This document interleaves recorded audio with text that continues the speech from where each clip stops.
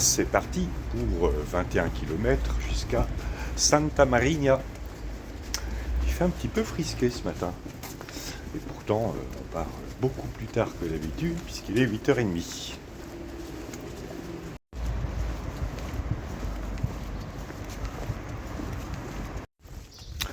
On n'était pas tellement finalement hier dans l'auberge. Elle a 50 places, je crois. Et on devait être, allez, une grosse dizaine, et encore. Et du coup, on a bien dormi. Ce qui explique un peu notre départ tardif de ce matin.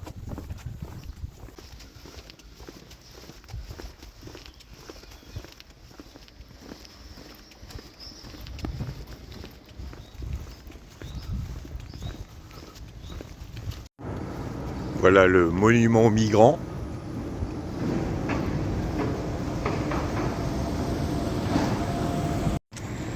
Comme ça va monter tout de suite, je vous retrouve en haut de la côte.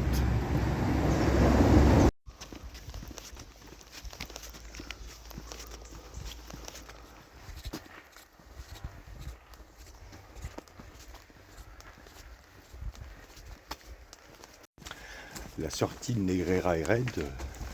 Bon, après ça s'adoucit un peu, mais l'étape d'aujourd'hui, on va monter à peu près la moitié de l'étape avant de redescendre.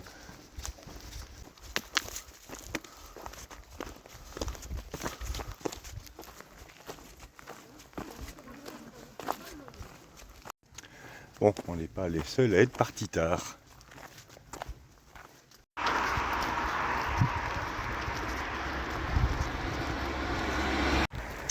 Il semble que nous soyons partis à l'heure de pointe.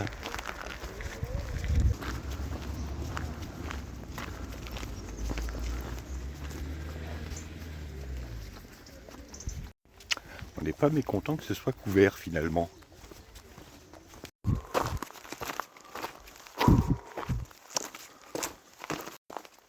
Si je parle pas beaucoup, c'est parce que ça arrête pas de monter depuis le début.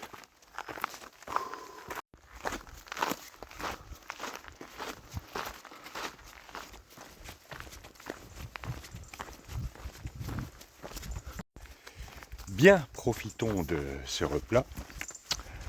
Je voudrais d'abord dire bravo à Marie-Josée pour ton chemin entre Le Puy et Cahors, si je me souviens bien. Sachant que tu vas continuer après jusqu'à Saint-Jean-Pied-de-Port. Bravo, parce que c'est pas la partie la plus facile. Et en tout cas, je te souhaite pour la suite un très bon chemin.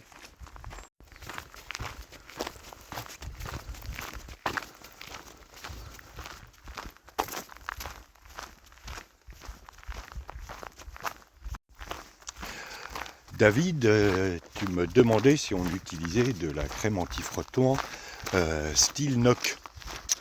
Eh bien pas du tout. Je sais qu'il y en a beaucoup qui en utilisent, mais en ce qui nous concerne, on utilise des chaussettes double épaisseur. Chaussettes d'une marque de grande distribution sportive que je n'ai pas le droit de citer parce que j'ai pas le droit de faire de pub sur YouTube, paraît-il. La chaîne en question commence par DK et finit par Tlon.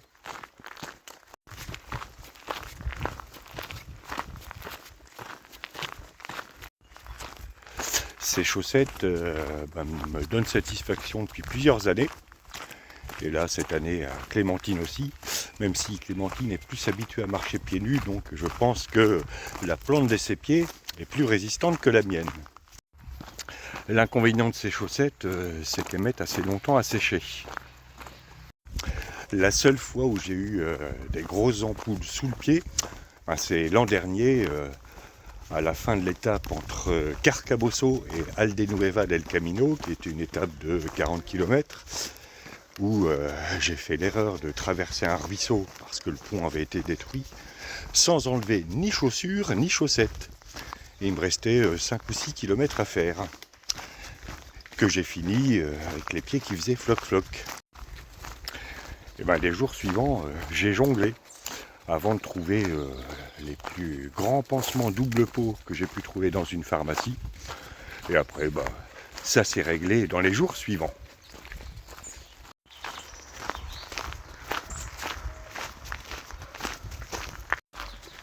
Voilà, c'était la minute chaussette de cette étape.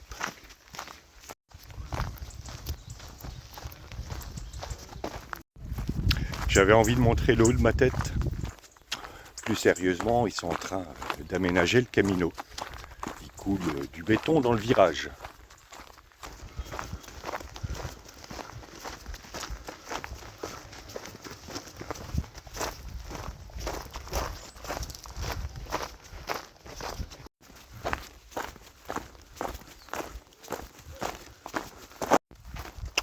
J'avais oublié une précision pour toi, Marie-Josée.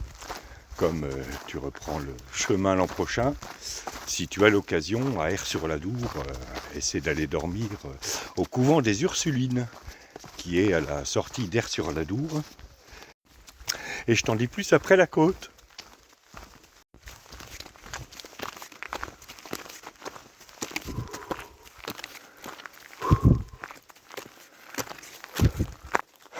Je croyais que tu avais dit que ça s'adoucissait après. Attends, là de bonne.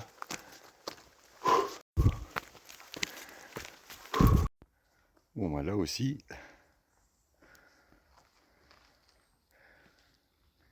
ils sont en train de réparer le Camino.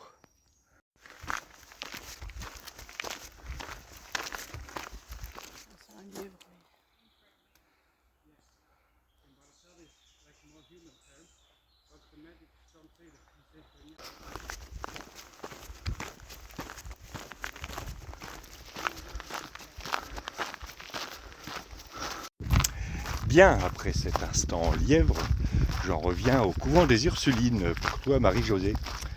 Donc je te disais, si tu as l'occasion, eh bien, passe-y une nuit. Le décor mérite le détour. Le repas du soir autour de cette longue table dans la chapelle, c'est toujours un moment chouette. Et puis, c'est situé quasiment à la sortie d'Aire-sur-l'Adour, après une côte assez raide. Ce qui veut dire que le lendemain, eh bien, tu n'as pas cette côte à monter, tu as juste une petite montée vers la sortie d'Aire-sur-l'Adour, mais ça ne dure pas longtemps.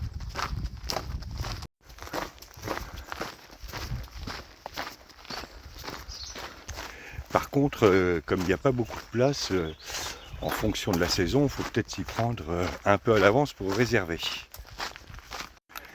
J'allais oublier un autre inconvénient, si tu veux faire des courses en arrivant à la fin de ton étape, eh bien il vaut mieux les faire avant de monter au couvent des Ursulines, parce que sinon tu vas être obligé de redescendre et de remonter la côte jusqu'au couvent.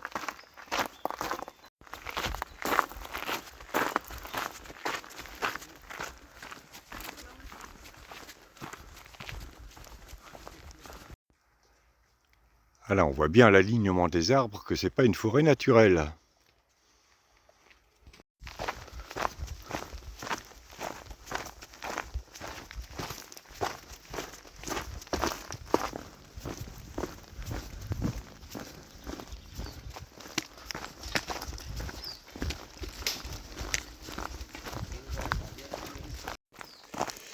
J'ai pris des commentaires dans le désordre. Bon, il faut que je me remémore les autres commentaires. Ah, encore une côte. Et bien au sommet de cette côte, je pense que nous nous octroierons une pause second petit déjeuner.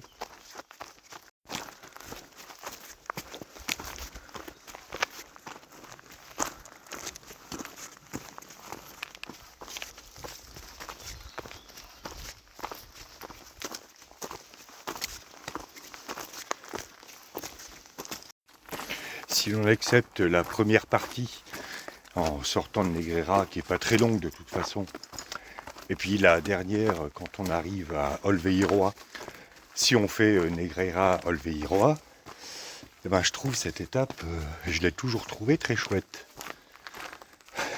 Même s'il y a beaucoup de raidillons.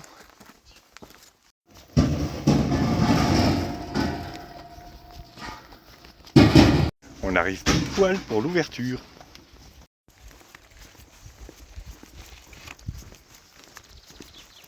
Bien, après cette pause second petit déjeuner, il est temps de repartir et il nous reste 12 km et demi à faire.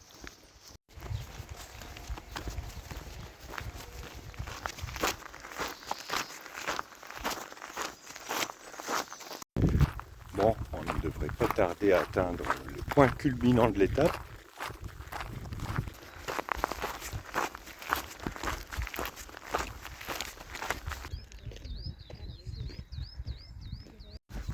Finalement, ce champ couvert nous empêche d'avoir chaud. Et ça, c'est plutôt bien. Ça nous change des jours précédents.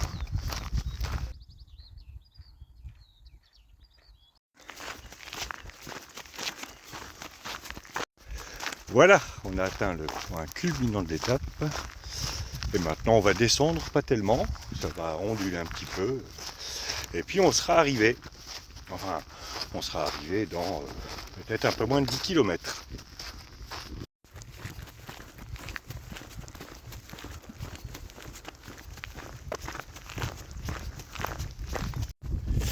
Cette année, eh bien, les étapes changent par rapport à il y a 4 ans et par rapport à l'an dernier aussi. À part la première étape, Santiago Negreira. Il y a 4 ans, pour aller à Fisterra, j'avais fait ça en 4 étapes. Alors les guides disent faites ça en 3 étapes, c'est-à-dire Negreira, Olveiroa et puis Fisterra. Mais la dernière étape, elle fait plus de 30 km et entre Negreira et Olveiroa, ça avait fait 33 sous la pluie. Et je m'étais arrêté pour la dernière étape à Corcubion, au bord de la mer, parce que j'avais envie de m'arrêter au bord de la mer et puis de faire une étape courte pour ce que je pensais être ma dernière étape. Et ensuite, j'avais rejoint Muxia, ou Muxia, quand on prononce à la galicienne, en 2 étapes. Même si les guides disent Fisterra-Muxia, une étape et un peu plus de 30 km. Mais bon, si on a le temps, autant faire durer le plaisir. Et puis, 2 dernières étapes de 15 km, c'est plutôt sympa.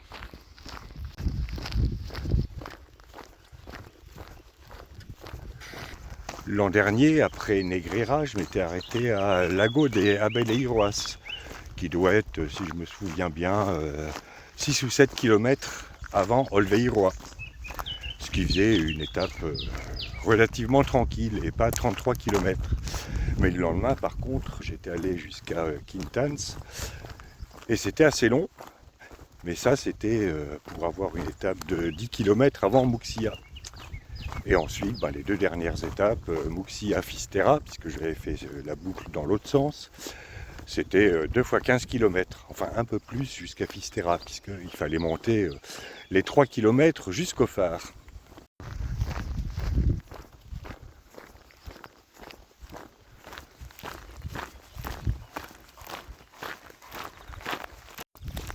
Et cette année, première étape classique, les 2 dernières, pareil, Muxia, Fisterra, en 2 étapes, mais entre Negreira et Muxia, j'ai décidé d'équilibrer un peu plus les étapes, de manière à avoir grosso modo aux alentours de 20 km, un peu plus entre les différentes étapes. Bon, vous en dites quoi les gars? Ça vous va comme ça? Ouais, vous vous en foutez, hein. Je trouve ça un peu snob quand même, le cheval. Ils m'ont vexé.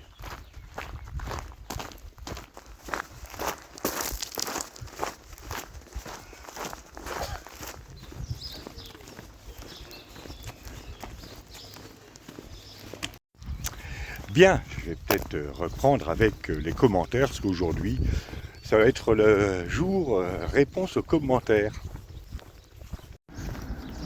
Quoi, ils sont en panne, la Guardia Civile?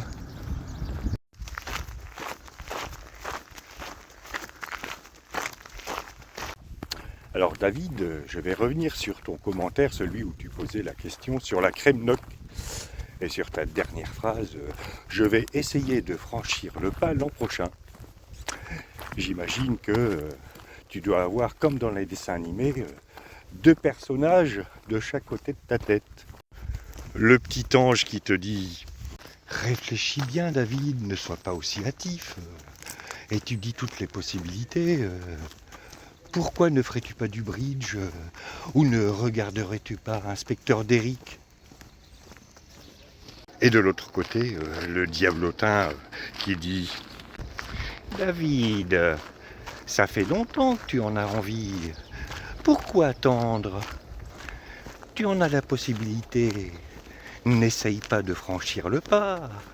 Franchis le pas. Tu verras, ce sera bien. »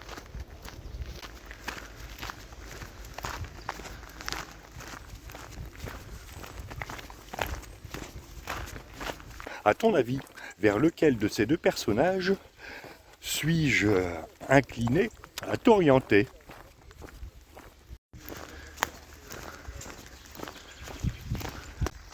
Plus sérieusement, toute contrainte professionnelle et personnelle mise à part, c'est normal d'avoir des doutes. La première fois que j'ai fait mon chemin, et bien que j'ai eu fait longtemps de la haute montagne, des expés en solo en Amérique du Sud, en autonomie avec un gros sac à dos, j'ai eu des doutes la première fois que je suis parti du puits, sachant que j'avais tout ce chemin à parcourir. Et le seul moyen de lever ces doutes, bien, c'est de se lancer.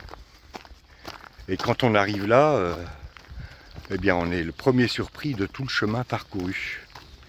Et ça, c'est un grand bonheur. Salut, c'est sympa de venir me voir.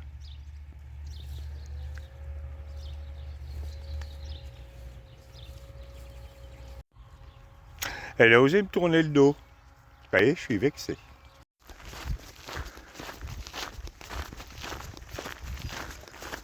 Bien, on repart après avoir fait une petite pause.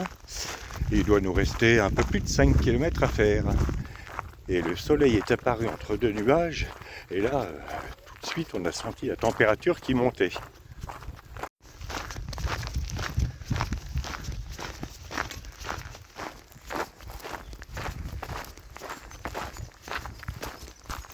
Et je vais profiter de cette fin d'étape pour passer un bonjour à tous nos amis belges. Et pour vous féliciter de votre victoire contre les États-Unis. Pardon. Pour la déculottée que vous avez mise aux États-Unis. Ah ben, Donald, il suffit pas de demander à la FIFA de retirer le carton rouge. Hein. Il y a des joueurs qui jouent. Il a dû en avaler sa moumoute. Et je ne manquerai pas d'aller jeter un œil sur cette toile de Richter, Betty, dont tu m'apprends l'existence, Muriel. Merci.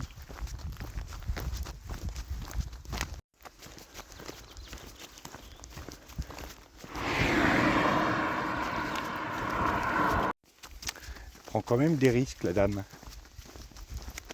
Mejor.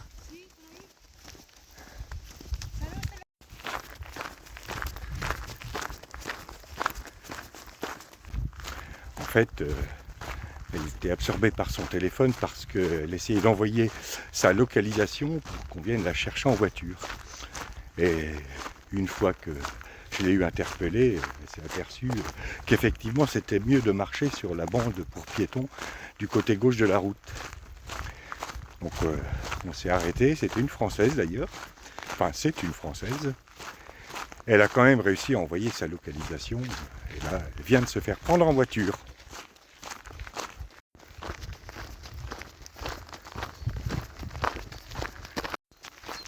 Parce que mine de rien, même si les voitures s'écartent, on a vite fait de se faire déséquilibrer par un appel d'air.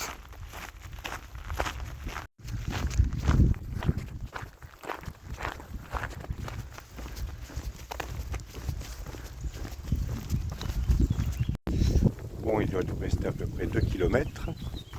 Et il n'y avait pas beaucoup de monde sur le chemin aujourd'hui. Ça, c'était plutôt une bonne surprise. À part le gros groupe de randonneurs qu'on a croisé il y a de cela un bon moment, pas de criquet jaune, 2 ou 3 tourigrinos, mais sinon pratiquement personne. Et on a croisé 2 pèlerins avec des gros sacs qui étaient déjà passés par Saint-Jacques, puisqu'ils avaient leur rouleau de Compostela sur le côté du sac, et puis qui ont dû se taper l'aller-retour Santiago, Muxia, Fisterra. Chapeau les gars.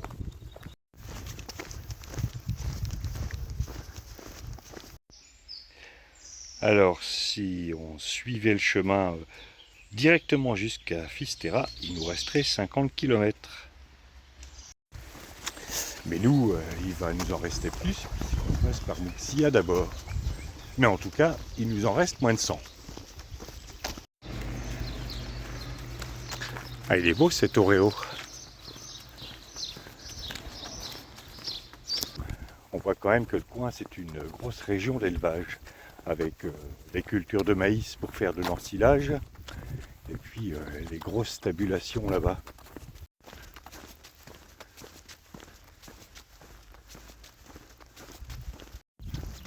Il n'y a pas beaucoup de vaches dans les prés d'ailleurs, on en a vu quelques-unes, mais comme pratiquement toute la surface est prise par les cultures de maïs ou par les plantations d'eucalyptus, les pauvres vaches, elles sont enfermées.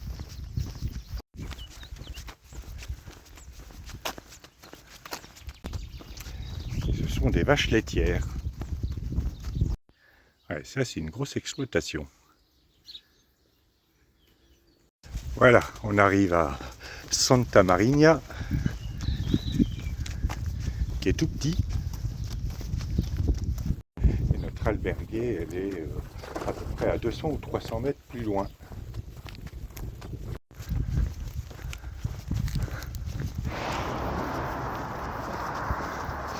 Voilà, ça devrait être dans ce groupe de maisons. Et mes 200 ou 300 mètres étaient un poil optimiste. Et c'est là.